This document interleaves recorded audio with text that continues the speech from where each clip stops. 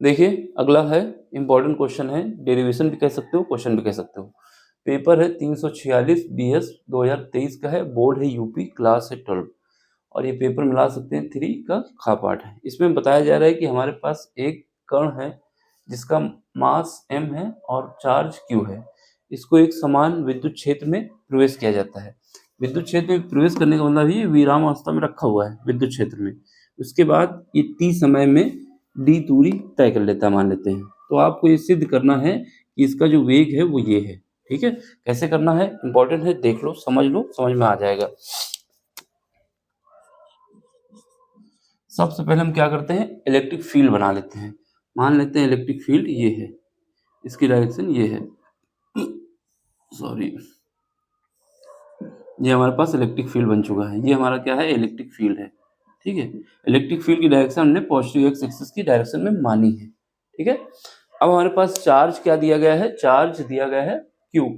अब ये तो बोला नहीं कि प्लस की माइनस है, लेकिन साफ साफ लिखा हुआ है, अगर क्यू लिखा हुआ है तो माइनस नहीं लगा हुआ तो प्लस होता है। तो हमें क्या करना है, प्लस मानना है। क्यों प्लस मान रहा हूँ, क्योंकि अगर ये निगेटिव लगा, अगर माइनस होता है तो निगेटिव लगा देता है, अगर कुछ नहीं मेंशन करता तो पॉजिटिव होता है। ठीक है, अब पॉजिटिव चार्ज है, मान लेते हैं ये चार्ज यहाँ पे रखा हुआ था, क्या है ये क्यू है। ठीक है, इनिशियल में क्या है, क्योंकि ये क्या है विराम अवस्था में, इनिशियल में जब विराम अवस्था में है तो इसकी स्पीड क्या होगी, इसकी स्पीड विराम अवस्था में u बराबर 0 होगा। क्या होगा, u बराबर 0 होगा। ठीक है, अब हम मान लेते हैं क्यों, इलेक्ट्रिक फील्ड लगा, इलेक्ट्रिक फील्ड की वजह से, या ये क्या कैसा चार्ज है, प्लस चार्ज है। हमेशा याद रखना, अगर पॉजिटिव चार्ज है तो इलेक्ट्रिक फील्ड और चार्ज की डायरेक्शन अलग होगी, समझ रहे ना। तो ये इस तरफ मूव नहीं करेगा, इस तरफ मूव क्यों नहीं करेगा, क्योंकि अगर ये इस तरफ मूव करेगा तो यहाँ पर जो इसके रीजन ये होता है कि इलेक्ट्रिक फील्ड की वजह से जो फोर्स लगता है, फोर्स लगेगा वहीं पे तो काम करेगा, फोर्स उसको इस तरफ ले जाना चाहता है। अब तुम इस तरफ नहीं ला सकते, अगर निगेटिव चार्ज होता तो फोर्स और इलेक्ट्रिक फील्ड की डायरेक्शन सेम होती है, अगर पॉजिटिव चार्ज होता है तो फोर्स और इलेक्ट्रिक फील्ड की डायरेक्शन अपोजिट होती है। इसका मतलब ये इस तरफ तो नहीं आने वाला, जाएगा तो इधर ही। अगर इलेक्ट्रिक फील्ड की डायरेक्शन हम उस तरफ मान लेते तब ये इस तरफ आ जाता। रीजन वही है कि क्योंकि यहाँ पर एक फोर्स लगेगा, पॉजिटिव चार्ज की वजह से जो फोर्स लगता है वो इलेक्ट्रिक फील्ड की डायरेक्शन के अपोजिट लगता है। अगर यहाँ पर निगेटिव चार्ज होता तो जो फोर्स लगता वो इसके सेम डायरेक्शन में लगता। तो ये फोर्स यहाँ नहीं आने वाला, बल्कि यहाँ डिस्प्लेसमेंट होने वाला है। क्यों हो रहा है ये भी रीजन बताना बहुत जरूरी है। तो ये मान लेते हैं ये डिस्प्लेसमेंट हुआ, यहाँ आ गया। ठीक है, यहाँ पे जब पहुँच गया पार्टिकल तो ये कण हमारा ये यहाँ से यहाँ पहुँचा है, तो ये कितनी डिस्टेंस ट्रेवल किया है, इसने बोला है कि d डिस्टेंस कितना है, d डिस्टेंस ट्रेवल करेगा। तो यहाँ पर हमने बता दिया कि d डिस्टेंस ये ट्रेवल करने वाला है। ठीक है, अब इसकी स्पीड इनिशियल क्या थी, 0 थी, लेकिन यहाँ पर आने के बाद इसकी स्पीड v हो गई। इसी को हमें प्रूव करना है। ठीक है, अब समय कितना हो जाएगा, क्योंकि यहाँ पर समय क्या था, t बराबर 0 जब इनिशियल समय था, यहाँ पर t कुछ होगा तो मान लेते हैं t बराबर t हो गया है। ठीक है, तो समय t हो चुका है। अब हमारे पास कॉन्सेप्ट क्या है कि हमें एक तो फार्मूला हमें ये पता होना चाहिए, क्या पता होना चाहिए था कि हमारे पास जब डिस्प्लेसमेंट वाला दो वेलोसिटी दी होती है v1 और v2, तो डिस्प्लेसमेंट का फार्मूला होता है s इज इक्वल टू होता है ut plus half at square. एक तो फार्मूला ये याद होना चाहिए, s क्या है, डिस्प्लेसमेंट कितना हुआ है, और t क्या है, कितने समय में, और u क्या है, इनिशियल वेलोसिटी है, और v यहाँ पर at क्या है, मोमेंटम है, क्या है, मोमेंटम है, और ये t हमारे पास तो समय है। ठीक है, तो क्या करते हैं, इनिशियल की बात करें, शुरुआत में क्या हुआ है, शुरुआत में वेलोसिटी कितनी है, 0 है। तो इनिशियल स्टेट में u क्या है, u हमारा 0 है, u 0 है, लेकिन s क्या है, s हमारे पास जब शुरुआत हुई है तो ये क्या है, 0 है, लेकिन s जो डिस्प्लेसमेंट हुआ है वो कितना है, d के बराबर है। ठीक है, अब यहाँ पे लगा दो, s की जगह d रख दो, d is equal to u की जगह 0 रख दोगे तो ये 0 हो जाएगा 1/2 और ये 8t स्क्वायर। ठीक है, अब यहाँ से निकाल लो, यहाँ से हम क्या निकाल सकते हैं, t स्क्वायर, t की वैल्यू निकाल लेते हैं। तो यहाँ पर 2 मल्टीप्लाई करो, 2d, ये 2 से d हो जाएगा, ये क्या है, a से डिवाइड कर दो, ये बराबर किसका आ जाएगा, t स्क्वायर का आ जाएगा। ठीक है, अब इसको और सॉल्व करो, तो यहाँ से t इज इक्वल टू क्या आ सकता है, अंडर रूट के अंदर 2d/a। एक काम तो ये हो गया, ये हमने स्पीड, ये टाइम निकाल लिया कि कितना लगने वाला है। लेकिन यहाँ पर जो हमें रिलेशन चाहिए, क्या चाहिए, चाहिए मास में और चार्ज में और ई में। कहीं पर भी मोमेंट, ये एक्सेलरेटर जो एक्सेलरेशन होता है उसका कहीं पे यूज नहीं है। ये त्वरण है, क्या है? त्वरण, जिसको एक्सेलरेशन कहा जाता है, एक्सेलरेटर क्या कहते हैं, एक्सेलरेशन, ये त्वरण है। तो हमारे पास क्या होता है, हमने बताया अगर इलेक्ट्रिक फील्ड की बात की जाए तो इलेक्ट्रिक फील्ड में जो फोर्स लगता है वो हमारा Q कितना चार्ज है और जो इलेक्ट्रिक फील्ड है उसका मल्टीप्लाई होता है, क्या होता है, QE होता है। फोर्स हमारा क्या होता है अब हम बताएंगे। हम जानते हैं अगर कोई भी पार्टिकल ये मूव कर रहा है तो उसके जो फोर्स लगा है क्या है, F इज इक्वल टू क्या है, Q इंटू ई। Q इंटू ई समझ में आया ना। इलेक्ट्रिक फील्ड को अगर चार्ज से मल्टीप्लाई कर दिया जाए तो फोर्स के बराबर हो जाता है, ठीक है। अब फोर्स को हम क्या लिख सकते हैं, क्योंकि हमें क्या चाहिए, तोड़ना चाहिए, तो फोर्स हम लिख सकते हैं m a is equal to q a. तो यहाँ से हमारे पास क्या निकल सकता है, ए इज इक्वल टू निकल सकता है क्यू ई बाई एम। ये बात समझ में आई कि नहीं आई।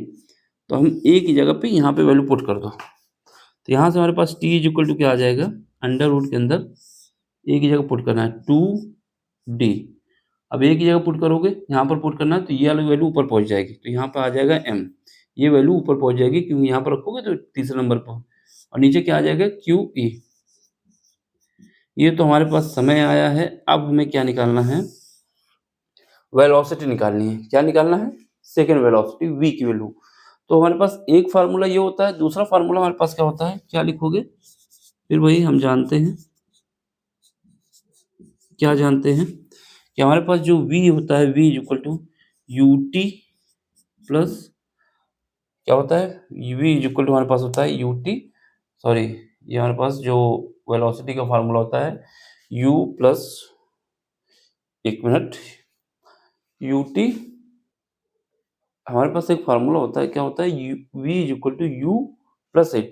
क्या मैं बोल रहा हूँ, v is equal to u plus at, तीसरा नियम जो होता है, ठीक है, v is equal to u plus 80। ये फार्मूला में याद होना चाहिए।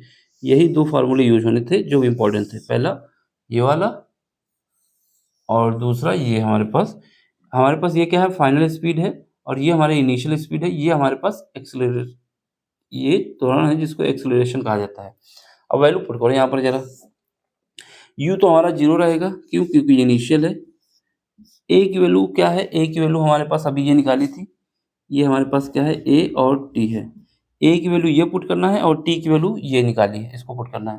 तो पुट करो v is equal to, a की जगह रख दोगे QE बाई एम, ठीक है, QE बाई एम, और t की जगह क्या लिखोगे, ये लिखोगे अंडर रूट के अंदर 2d m, ठीक, डिवाइड बाई QE।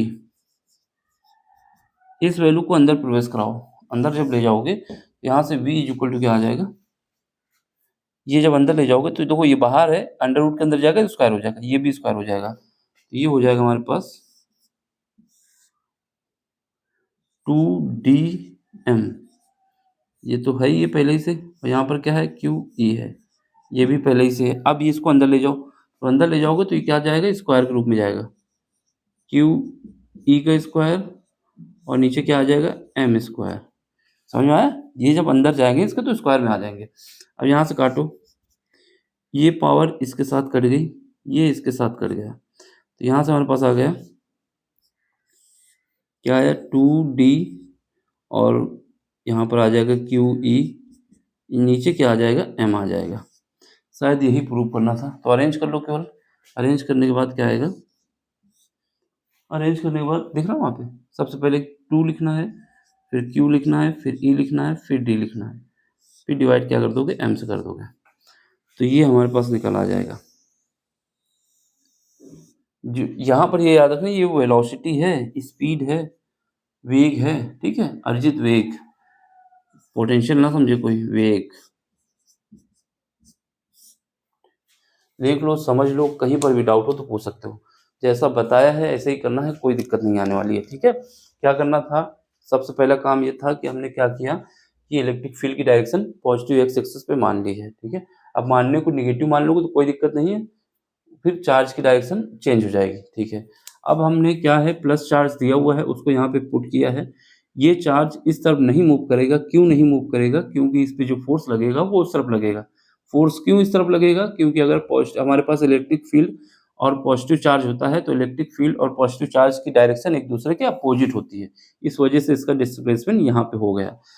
इनिशियल कितना था, 0 था, इनिशियल टाइम भी 0 था। इसके बाद क्या है, जब हमने t समय लिया तो d डिस्प्लेसमेंट हुआ, वेलोसिटी v होगी। अब एक बार ये वाला फार्मूला लगाना था, फिर यहाँ से एक कंडीशन निकालनी थी कि समय कितना लगेगा, फिर उसके बाद समय को हमें क्या लिखना था, चार्ज के रूप में लिखना था। तो फोर्स के विषय में बताया कि हम फोर्स जो होता है हमारे पास इलेक्ट्रिक फील्ड में Q इंटू ई होता है। फोर्स को ma लिख सकते हो, यहाँ से a जो है त्वरण है उसको निकाल लिया, वैल्यू पुट किया तो टाइम निकल आया। अब टाइम निकल आया तो हमारे पास एक फार्मूला ये था, तीसरा नियम जो होता है उसका यूज किया और यहाँ से ये रिलेशन सिद्ध कर दी। ठीक है, समझ में आया तो लाइक करिए, शेयर करिए, सब्सक्राइब करिए और अपना सपोर्ट दीजिए जिससे चैनल की ग्रोथ हो। ठीक, बाकी मैं बार बार बोलता हूँ, कैसा भी क्वेश्चन हो, कहीं का भी क्वेश्चन हो, आप हमें भेजें, उसका सलूशन हम आपको करके देंगे। टेलीग्राम का लिंक दिया गया है, वहाँ पे ज्वाइन हुइए, उस पर भेजिए अपना क्वेश्चन। ठीक है, चलो मिलते हैं अगले लेक्चर में। Thank you for watching. Screenshot लेना है जिसको ले ले। Bye, take care.